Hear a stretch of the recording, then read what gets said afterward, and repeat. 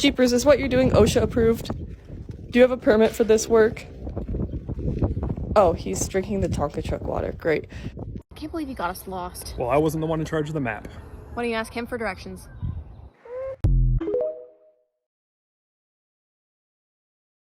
Did you really think I wasn't going to make another spreadsheet? I f***ing love spreadsheets, dog. I've never been to a zoo where they put deer and bobcats in the same exhibit.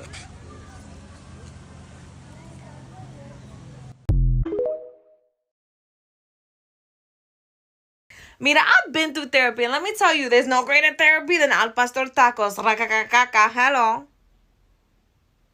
Bitch, fuck you. A filter that tells me what job I should be doing based off my faith. You're telling me I shouldn't be doing this all day? What is it, like stripper?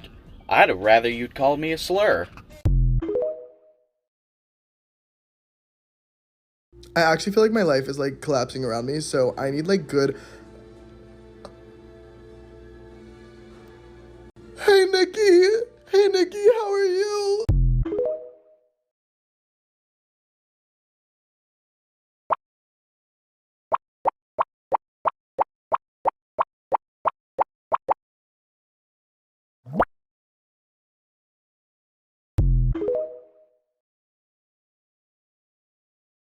Things were going really well the other night. I went back to this gal's place, and she's like, oh, let me go in my closet, let me get my wand.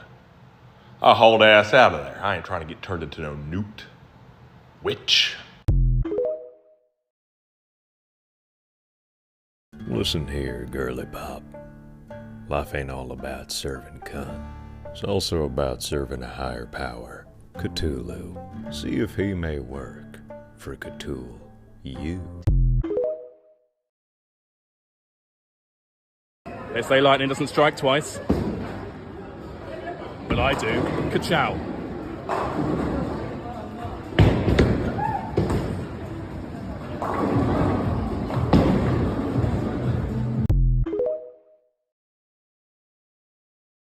The sexual tension between Michael's and Joanne's is in your head, and it's definitely not in this 400-page, nearly 100,000-word T for T slow burn enemies to lovers fanfic titled Hearts and Crafts, which is the philosophical and emotional prequel to Out of the Craft Closet. To make pancake art, you want to start by loading up your squeeze bottle with batter. Now squeeze out some pancake batter from your pancake bladder. Let that cook for a minute or so, and then go ahead and fill in the background. Let that get barely cooked for 20 to 30 seconds, then flip and bam, gorgeous pancake art. By the way, can I say something? Yes, you can. Automatic sinks? Fix the technology or fuck off. I'm doing this. Yeah. Just turn the water. I would like to just do that. I'm literally there begging this water to like Please. fucking come on. I'm like, just anyone. I'm like Oliver Twist. I'm like, Yeah. I still have soap. Please, sir, let me get some more And then water. We got this new brush for Mabel that I saw on TikTok, and I was like, I'm just going to try it and see what happens. Where after you brush your cat, it has like a little button on it where you can kind of eject the fur that you've accumulated. It's been working out pretty well so far. I bet you didn't know there is 2 ways you can perform magic. One is the classic style, rings linked together, unlink. Let me show you the more forgotten about, rare style. Ass magic, baby! Woo!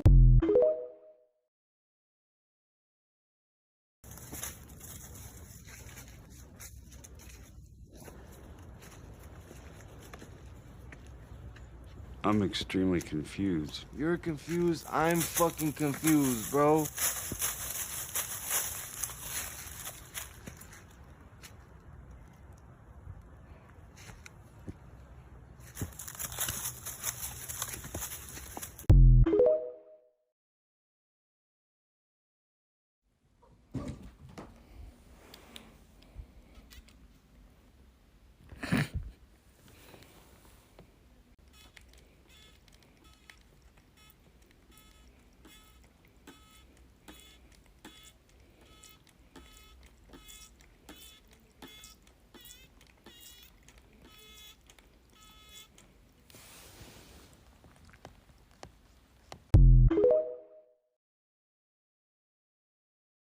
I'm here in Michael's. I'm a freedom-loving patriot who loves my crafts. And I'm just minding my business when I see this. So now I can't help but think about two burly men gently caressing me, which is exactly what they want. And how am I not supposed to imagine two beefy, strong men kissing me gently on my neck? I'm so horny right now, and it's disgusting. And this is the woke mind vibe.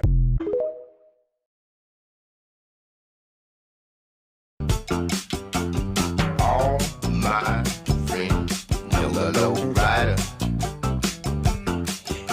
The low rider is a little higher. Oh, oh, oh,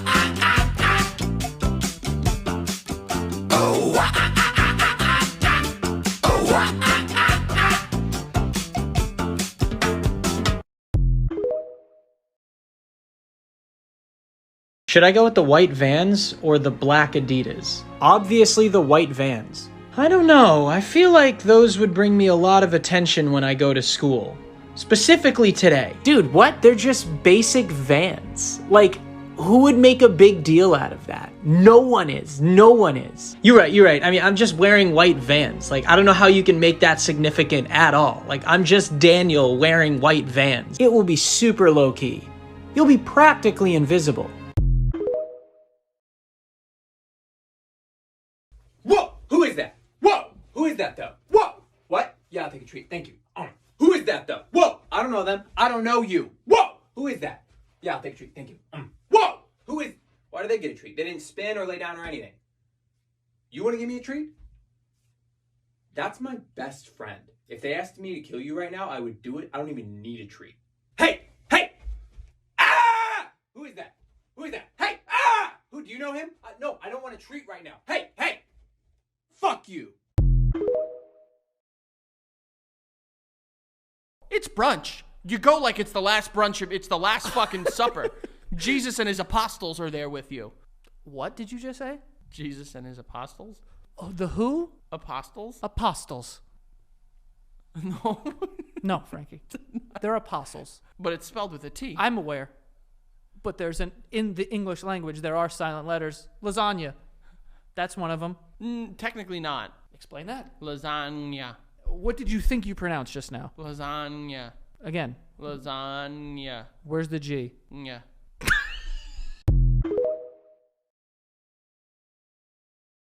You know, after using this dog filter, some stuff's making sense. So what's left in here are some of my dog's favorite toys.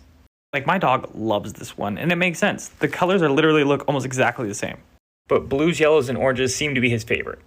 And these are the ones that I could never really get him to play with that much, and I never understood why, but now I get it. They're so boring. For reference sake, these are the actual colors. But now I have to sit here and wonder, did he like my blue hair more?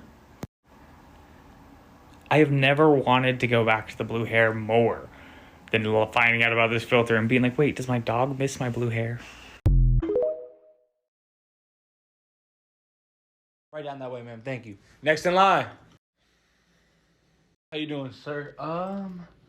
You want me to step to the side of the line? Yeah, if you could do that for me, please. Thank you so much, sir. Every so often you do a random safety check that could be for anyone in the airport. It's helped to protect the safety of our passengers. How do you know that? Because I'm always randomly picked. My hair's down so you don't have to check it. My hands are out so you can check for bomb residue. My English name is Tony, but my real name is Baton Rames Tatovce. And this is the part where you call your supervisor because my name sounds weird. I'm going to have to call him. Yep. Am I a bad person? You're not a great one.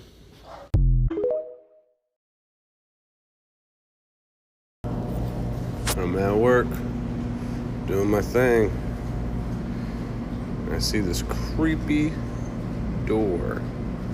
And I gotta know what's inside of it, obviously.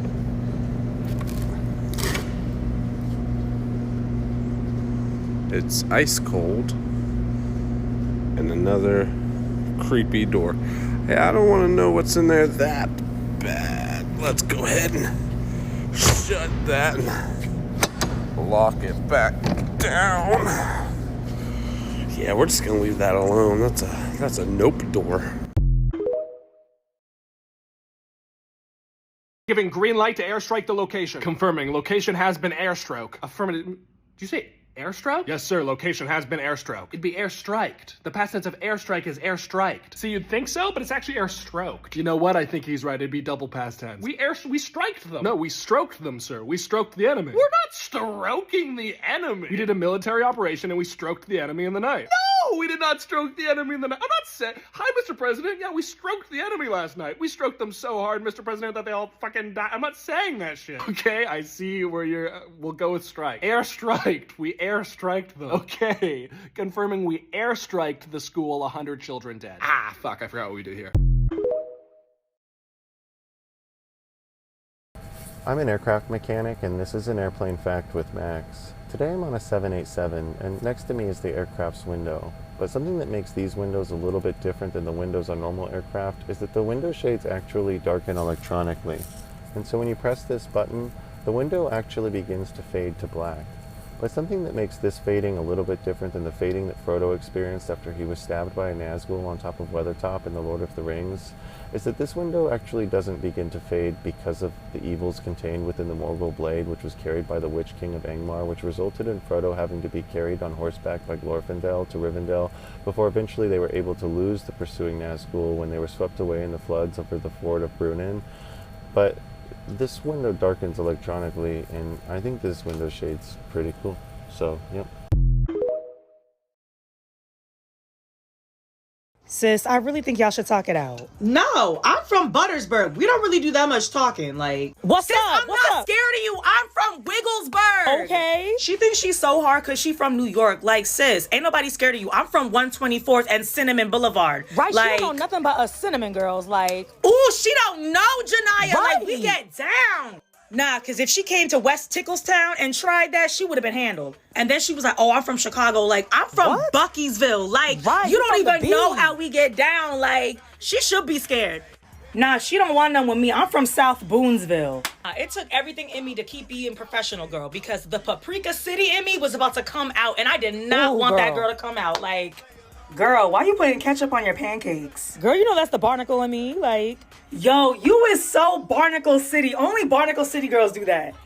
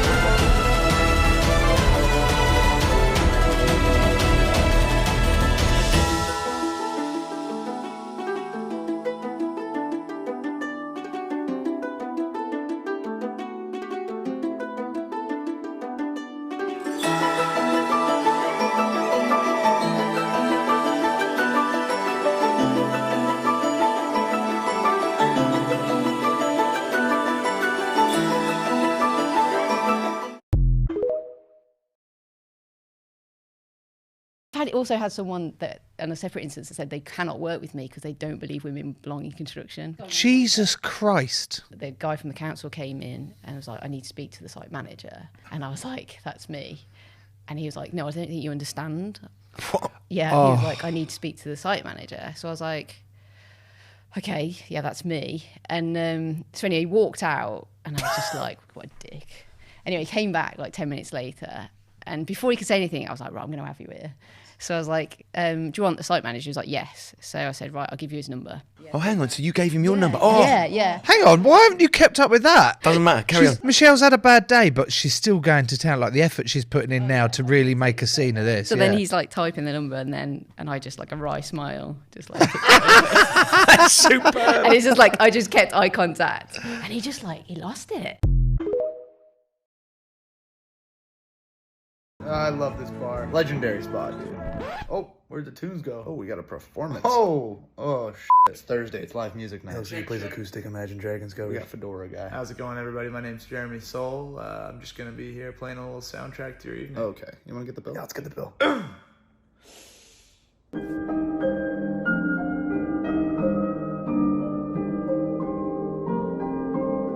He's playing Skyrim. Yo! What's that? Can you play from past to present? Can I play from past to...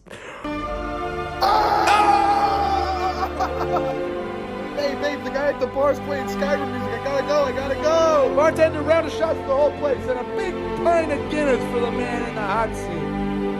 Yo. Can you play the Streets of Whiterun? I don't think I know that one. Oh. Gotcha. That's all good, man. That's okay. all good. That's all Just kidding.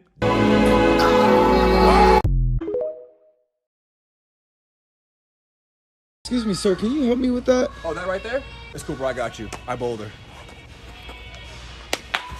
B4 crimper? You had it before? It's got bits of real cliff in it. That's how you know it's good. I'm just mapping it out right now. It's like a puzzle with your body. No, when you buy the Groupon, they don't tell you that this is like a mental You guys sport. need some help? Oh, no, it's cool. I bowled her. Oh, that's cute. A top rope. What? Hold break under slide. What's that? Is that for your little fingertips? Check this out. Get lost in there. You got it, man? I don't know. Oh. Is this what you needed? Yes. One more run and I would have got it. I just like... Oh, yeah. I wouldn't expect anything less from someone that only climbs indoors. No, I'm gonna climb outdoors too. Yeah, okay. You know how much weight I can pick up with just these 2 fingers? 500 pounds. How many pair of cargos do you have? 2 or 3. Oh, he's 6. You know why I'm better than you at this? Because I'm addicted to fear. Show me your hands. Those aren't calluses. Look at these. You can put coins in there and they'd stick. You need more cargo pants and then you can graduate up to expert level. Somebody say expert? Dino! Minion is using his basket to feed the ducks. This wicker basket has holes in it and food falls out from underneath of it. Sarah sent some duck food off of Minion's wish list, so I took some of it and filled his basket up. Now I just have to get Minion to follow me around the yard, and I think the ducks will end up following him around the yard. It took them a little bit to figure out what was happening, but eventually they started associating being right next to the basket with getting food. When Minion walks, he has quite the bounce in his step, and food is just pouring out of all the holes in it. After a few minutes, all the ducks were following Minion, and we just wandered all over the yard with a flock following behind. Good boy, Minion. You're doing an awesome job. I think Minion's wondering why we don't go into the coop and gather eggs, but that's not the only use for the basket. All right, Minion, I think we pretty much emptied it out. There's just a little bit in there. I'll shake the rest of it out onto him, or maybe I'll just give him the entire basket. I was trying to train some of the ducklings to sit in the basket, but they really have no interest in sitting in the basket and being carried around. If I want to make sure the ducks are bonded to Minion, this is a great way. All right, man. I'll talk to you later. Hey, go read your Bible, slugger. All right, cool. Hey, you're Anna, right? I knew it. What's up, Anna? My name's John Michael. It's so nice to meet you. Reason I know your name, God told me you're going to be my wife. Kidding. Totally kidding. Could you imagine? No, I'm not like those types of guys. I'm different. Anyways, reason I know your name, Anna, over here at Christian University, everyone gets married so quickly. So I took it upon myself to memorize every single girl's name. So totally normal, not creepy. You're one of the few. Congratulations, Anyways, what are you doing this Friday night? Reason I ask, me and a couple of buddies that I got homeschooled with are hanging out, chilling, taking it easy. And then our buddy Josiah, he's so crazy. He snuck out a White Claw, black cherry. So we're gonna pass that around. Dude, so strong. Gonna be a great night. You in? No? Hey, no worries if you're busy. What are you doing later today? Would love to go grab some coffee with you, just talk about your heart for the Lord, maybe get your Snapchat. You in? No? Okay, I was just trying to be nice. I don't know why you're being rude to me. I guess I'll just see you later, Anna. Welcome back to Scumbag Tips. Today I'm going to show you how to get rid of a fake $100 bill. Oh no, some other scumbag gave me a fake 100. I guess I should turn it into the authorities, right? Wrong. Now you gotta find someone dumber than you and pawn it off on them. Go to a gas station, apologize for the big bill, and then quickly change the subject. Hey chief, sorry about the big bill, but just between us guys, you ever taste the gas? You can always go to a bodega where a kid's working behind the counter and bully him into making change. Listen, if you don't break this 100, I'm gonna tell everybody at your school that you're gay. Oh, that's cool now?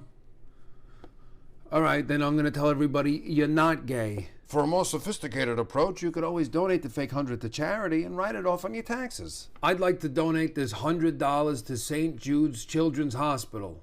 My only regret is that I couldn't give more real money.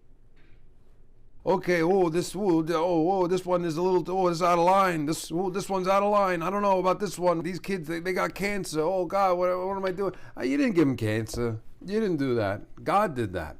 God's a scumbag. Oh no. I don't know if I could pay my rent this month, sir. Isn't there any other way I could pay? I mean, there is one way you could pay. Guys, we're playing Monopoly. Can we not? I have landed on this base 4 times this game. At this point in the state of California, I have squatters' rights. You can't just not pay. That's not how the game is played. Fuck you! Okay, so now I'll roll to seduce the Prime Minister of Canada. Ugh. 8? Ugh. Your forces are now obliterated and Canada is now a free nation. Okay, and with that, I will then extend my train track from Salt Lake City all the way to Denver. Hey, I know you're not super into this, but can you, like, roleplay a little bit? Oh, yeah, of course. Extend the railroad, you fucking laborers! I must extend my coal empire to conquer the entire northern hemisphere! Alright, I look at King Candy and I say to him, You cannot keep me down forever. I will avenge my father, so says Samuel Licorice III! King Candy looks back at you and says, Then I banish you back to the black licorice swamps! What? No, that's at the very beginning of the board! Sorry, bro, that was the next yellow space. You pulled the card. I roll to seduce. 18. He starts to lick you like a lollipop. You love NASCAR. God, guys, I just did the final round interview for that job. Wow, that's awesome. Wait, where was it again? Is it Rikers? Oh. Doing the electric chairs. Oh. And I put you guys down as references. Hi, yeah, I was Diego's boss at the kill shelter. Oh, that dirty doggone son of a bitch. Very punctual, super organized, very morally bankrupt. Yeah, we scammed old people out of thousands of dollars. Very ruthless. No, I don't think it would bother him if he got an innocent. Yeah, I'll hold. No, he wouldn't discriminate. He would kill women. He would kill women. Non-binary? I'd have to ask. I got the job.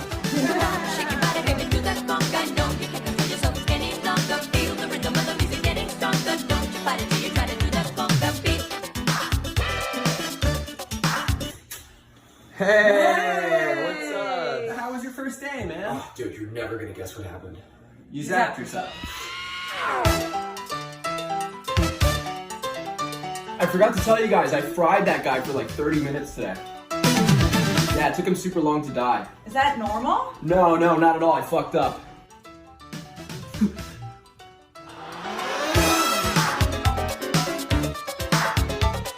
After 36 months, I can move up to lethal injection. I make $38,000 a year. That's not very good. Yeah, and I forgot to put that hood on so everyone could see the expression on his face.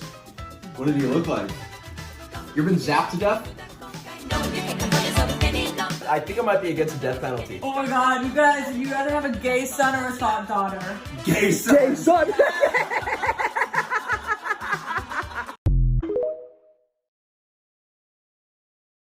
Hello, and welcome to Season 2, Episode 5 of our series, Ken and Kirkland, where we try to determine the difference between name brand and Kirkland. Do you guys ever drink water? Today's drink is... water. It's just water. Ken and Kirkland crew necks, restocked, only 100 made. Go get them. Contestant number 1. Which is which?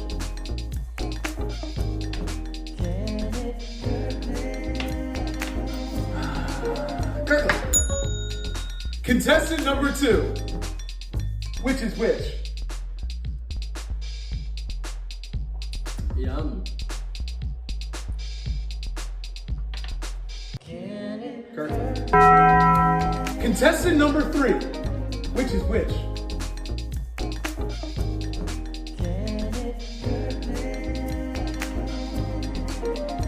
Kirkland. Contestant number 4.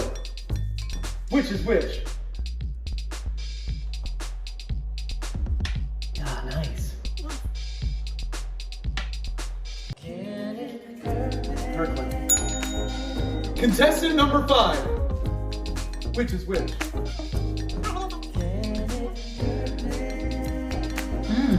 That's good. That's good water.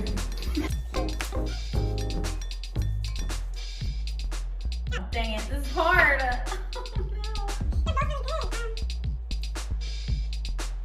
Kirkland? The results are in. It can't Kirkland.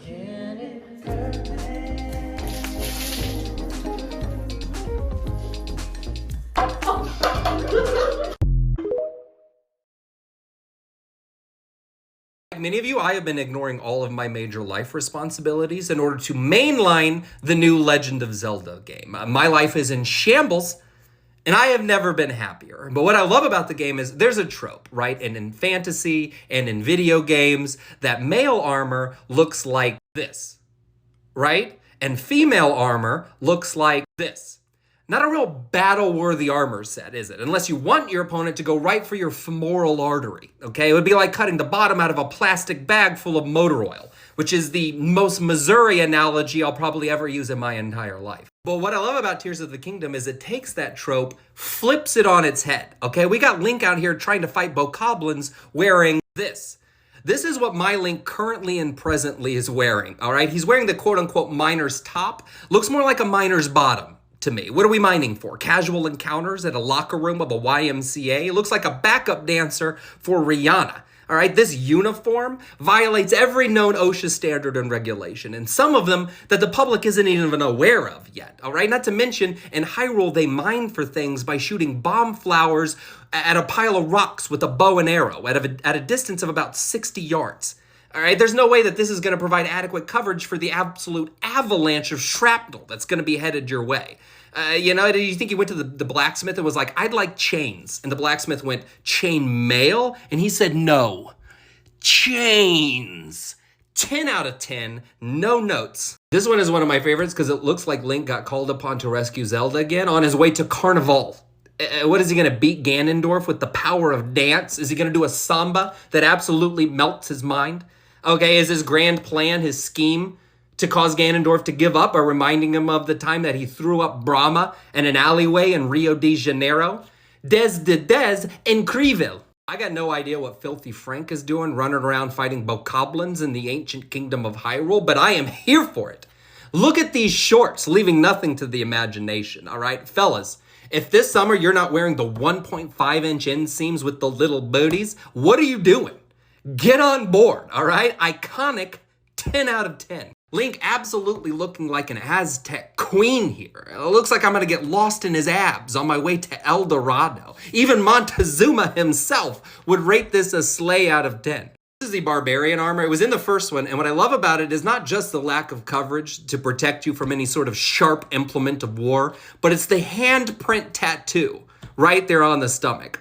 I don't know how to explain it, but it's worse than a tramp stamp. I love it. 10 out of 10. I got a little pep talk for my neurodivergent followers. Fight, flight, freeze. I think a lot of neurodivergent people's reaction is freeze. You know, you get overstimulated, overwhelmed, executive dysfunction, you shut down. And I want to say that's normal. Now, think of your body as a car. Neurodivergent people's bodies are stick shifts. They're manuals. Neurotypicals are an automatic. The world is made for automatics, right? When you, even in driver's ed, if you learn how to drive a car, 99 out of 100 times, you're going to learn how to drive an automatic unless you do a special program and learn how to drive stick, right? And so a lot of neurodivergent people learn how to drive an automatic. I mean, think about the parallels in the education system. You're dyslexic, you got autism, ADHD. The traditional public school ain't made for you, right? You are driving automatic, and that don't work for your car. So I think a lot of neurodivergent people beat themselves up when they freeze or get executive dysfunction or stall because you are driving your body like an automatic. Now, it is not your fault. You learn how to drive with an automatic, and so you can't just put the key in the ignition in a stick shift and then take it, put it into drive, and then go 80 miles per hour. You will not do that. You will not achieve that. You'll move a little bit, or, you know, if you know how to use the clutch, but you release it too quickly, you're going to stall, and you're going to keep stalling, right? Not the man, you're going to stall in the road, and it's going to get real frustrating. You're going to beat yourself up. It is unfair that the world is made for automatics. However, the good thing is that you can teach yourself to drive stick. You shouldn't have to, but the more you get in tune with your body and your car, you know how to transition from first gear to second, you know, and eventually you can go 80. You just first time round can't go 80, you know? And so The silver lining to all of this is, sure, the world is made for automatics, but professional racers, NASCAR, all cars that are in NASCAR right now are manuals because it's a lot funner for the drivers. It's so much easier to transition around corners. So, sure, your body ain't made, well, the world ain't made for you, but you are made to go pro. And so, it sucks, but I think what should be encouraging is that don't get frustrated because you're trying to apply automatic principles to a stick, and just get in tune with your body, and eventually you'll be flying. You know what I mean?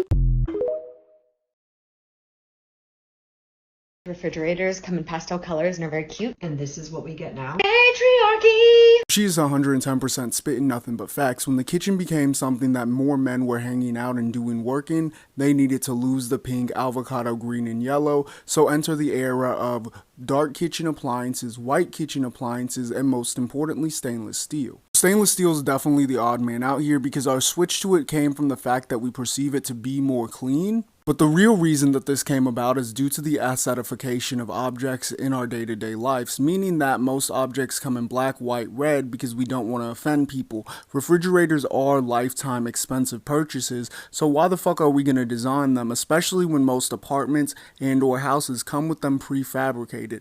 If that kitchen's green, you might not buy the house, but if that kitchen is stainless steel or white, you're definitely going to buy it. Now I'm really about to piss y'all off because the fridge, the kitchen as a whole is no longer designed because everybody and their mom needs it, so why are we going to put in effort innovating and making challenging design? Which is why over the years I've slowly come to dislike Smeg fridges and their appliances because every time we do retro modern designs it's this chrome and color 1950s sock op bullshit. Me, I want late 60s, early 70s, mid-century modern design and innovation. Behind me is a fucking microwave. This is a 1960s Western Holly. This is an innovative shape, this is an innovative design, but they get better than this. If you've seen Bewitched, you've seen the greatest oven ever designed, the Frigidaire Flare. The Frigidaire Flare completely subverts our expectations as to what an oven can be by putting the oven up top and having these trundle burners down below. Different configurations, some with a single oven and some with an oven microwave combo up top. But this is the greatest fridge ever made. This is the Frigidaire Americana, and yes, your eyes don't deceive you. That's in fact a shelf space above the trundle freezer. Craziest part is that to modernize this, all you gotta put is an ice and a water dispenser and a light above that little shelf space, and boom, you innovated and retro modern the greatest fridge ever designed. I forgot to mention the GE Americana has a matching stove that is just as cool as its fridge. This right here, this motherfucker, the GE wall refrigerator is true innovation and the potential of what the kitchen can be if we think a little bit differently.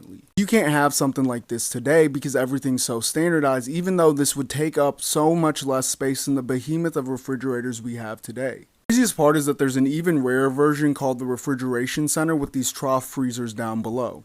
The craziest part is that all you have to do is resurface them. People keep these for so long because these things were built like fucking tanks. This is both more retro and more modern than any fridge on the market right now. Bottom freezer is like stupid rare, but I think there was a middle unit like shelf space or something like that that was a full unit like that original ad. And these fridges came in as just as many colors as Smeg makes today. If anybody from Samsung, Frigidaire, GE, Westinghouse, bro, bring this shit back. Bring these designs back in the full color and glory they deserve. Sock hop shit, I'm over it. Y'all tell me if this has happened to you guys while you were in school, but I remember when I was in middle school, Facebook was that girl. Everybody in the school had a Facebook account. We'd message each other, poke each other, like all that corny Facebook stuff. And I remember one particular night, and I remember it so vividly. It was a Thursday night, and this anonymous account messaged me, and the message was airing out my tea, right? And I was like, who the heck is this? Come to find out, this anonymous account literally sent mass of messages to every single kid in the school, airing out their tea. And the anonymous account was making like Facebook statuses, like, I'm gonna air out everybody's tea, da da da da da. So they would make status updates on like every single kid in the school just airing out their tea. And mind you, they didn't even want anything. The anonymous account didn't want anything. There was nothing to gain from this. They just wanted to air out people's tea. So when I tell you Thursday night, Facebook was a mess. Everybody was making their own statuses, talking about like, who's this anonymous account? Who is it? La la la la la. When I find Y'all, as this progressed, everybody at school was talking about it. It got so bad that the anonymous account was literally airing out teacher's tea. I had a PE teacher, and the rumor was going around that he had a corn tape floating around the internet. It was getting so bad. Teachers were getting involved. Principals was getting involved. They literally could not stop this account because they did not know who this account was. So everybody at school was talking about it. They're like, it has to be some loser who gets picked on, who gets bullied, da-da-da-da-da, whatever. So the account kept making status updates. They're like, well, Kevin has no mom. His mom died. Like, just crazy ass shit like that, airing people out. This went on for like months. I'm surprised they got away with it for as long as they did. It got to the point where parents were getting involved and it was a mess. So you want to talk about cyberbullying, this was it. So I remember one night, it was another Thursday night, and they updated their account making a status saying, I'm gonna reveal who's in charge of this anonymous account Tuesday, second period gym.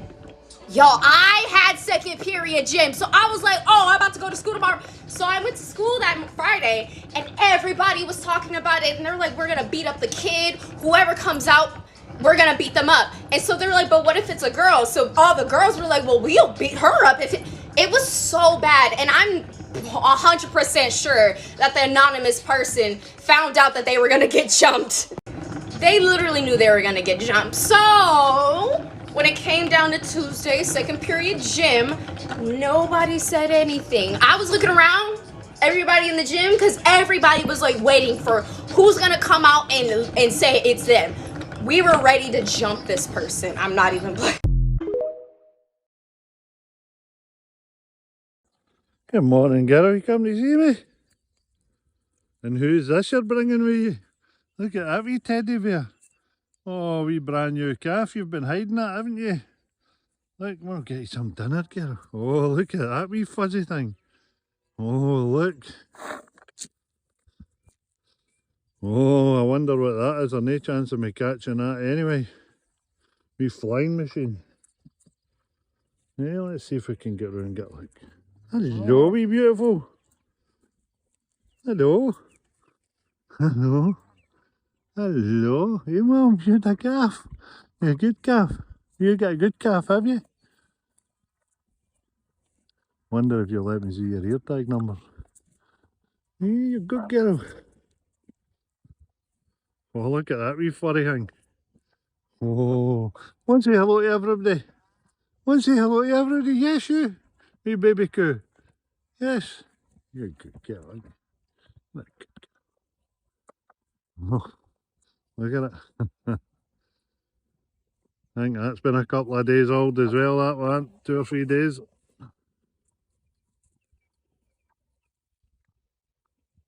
Trying to see your number, wee coo.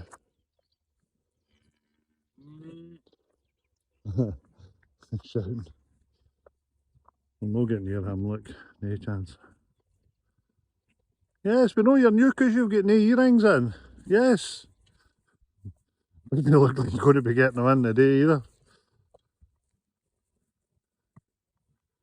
Hello, girls. Oh, she's been in the gorse bushes. Look at yous. Hello, wee coo. Hello, beautiful girl. What are you saying? You got something to say?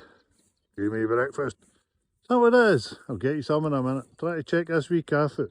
Hello, my girl. How are you? You're a good girl. Eh? Just want to say hello? The wee calf's away, look. He's like, I'm out of here.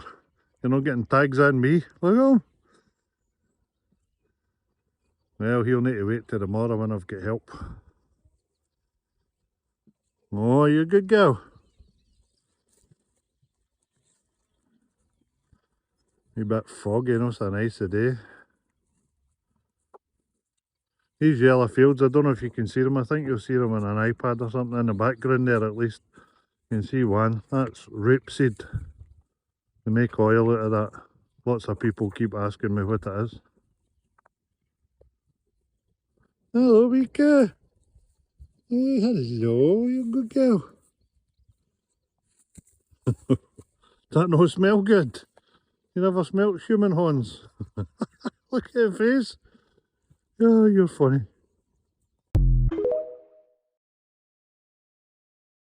Why are conservative influencers not funny? Yeah, it's another culture war thing, sorry. So in my last video, I mentioned that conspiracy theorists can't seem to decide if institutions are out to get them or not, and that is because they desperately crave legitimacy, and they will take whatever they can get. The same concept applies here. For mysterious reasons, it's rare to see conservatives in fields that normally require traits like empathy, or creativity, or critical thinking, like acting, writing, academia, and comedy. And beggars can't be choosers, so conservatives in these fields are judged not by how good they are at the thing they're trying to do, but by how conservative they're being while they're doing it. So conservative comedians, in order to be celebrated as such, are limited pretty much exclusively to jokes about the goodness of conservatism, and more importantly, because it generates a bigger emotional response, the badness of whatever they imagine the left is like. This presents a few more problems. First, making jokes about people for having empathy is generally not a ripe orchard for yucks. Second, notice I said imagine the left is like because their version of the left is a made-up caricature. It's like if I went on stage and started making fun of my D&D group's characters.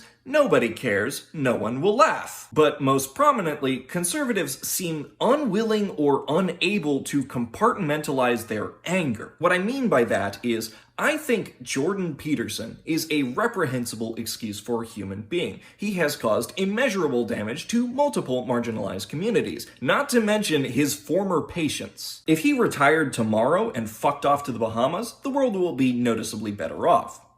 Except the Bahamas. I'm at least able to put those feelings aside when he retweets milking videos because someone convinced him China was doing it. Because that is both a real thing he did and fucking hilarious. I can and will make jokes about that without getting mad at the other stuff. But with conservative humor, the anger builds up like pressure in a furnace. You can almost hear the whistling. A great example is that one Babylon Bee article.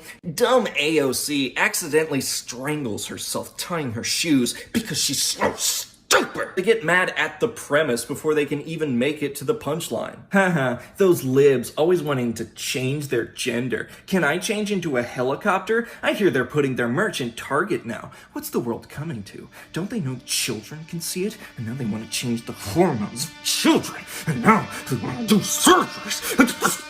When I did that video on those weird War on Christmas movies, one of the actors had a stand-up set about the War on Christmas. And it starts with him saying shit like, oh, Christmas is the one holiday that makes me happy, which, that's sad. But by the end of it, it's a goddamn call to arms. So if you're not a Christian, or you don't like it, and you don't want Christmas celebrated, God bless you. But let me tell you something. If you think you're gonna stop me from saying it because it offends you, hey, I got a flash for you.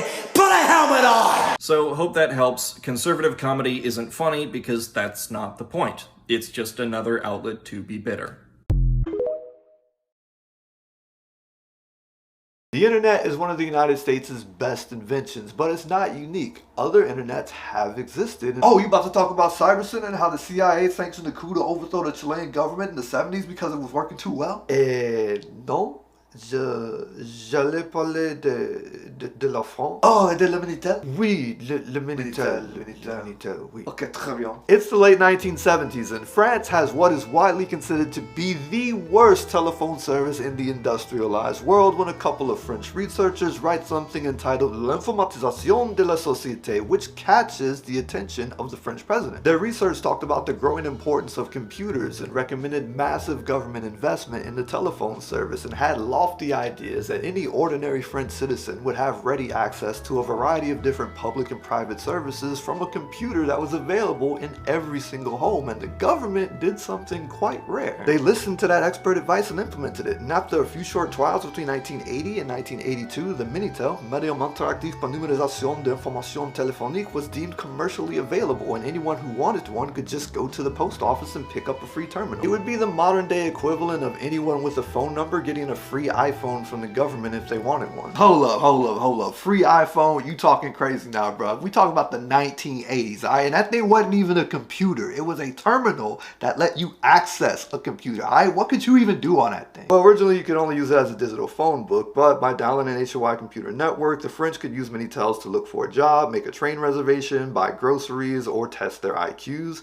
They could make blind dates, put questions to politicians of their choice, sell cars, check bank balances, play a video game, analyze the latest changes in the Soviet Politburo, or swap a violin for a record player. By the way, I didn't write that. A reporter from the Washington Post wrote that back in 1986, which is saying something because the World Wide Web wasn't invented until 1989. Other quite modern things people used it for was stuff like organizing protests, controlling your thermostat or other household appliances, sending naughty messages to attractive women who turned out to just be men being paid by a service to answer those messages, enrolling in higher education. You could also get same-day delivery on your online purchases, and if you had a chip credit card like all of France did in the mid-90s, you had a secure method of payment, which is something that we still do not enjoy on the modern-day internet. As a matter of fact, many small business owners realized that they could use the chip reader as a point-of-sale system and be able to take credit card payments from their customers decades before Square came out with their little Square readers. The government ran it as an open platform, allowing anyone to offer whatever service they wanted to, essentially turning a lot of businesses into app developers. The phone company took a cut of every transaction and sent payment to those service providers, just like modern-day app stores. But here's the kicker. People didn't get an itemized list of services on their phone bill. They just got one fee for usage of the Minitel. That meant that people in your household couldn't tell what services you were using, but that also meant that those services had no customer information or any way of collecting customer data, which is another thing that we still do not enjoy on the modern internet. In 1984, they tried to introduce a cookie-like feature that would recall the last service that you used in order to help people out, but the people revolted due to privacy concerns and the feature was quickly done away with. But things don't last forever. The Minitel's peak usage was in the late 1990s and everything was shut down in 2012, but when it was, it still boasted over 800,000 users.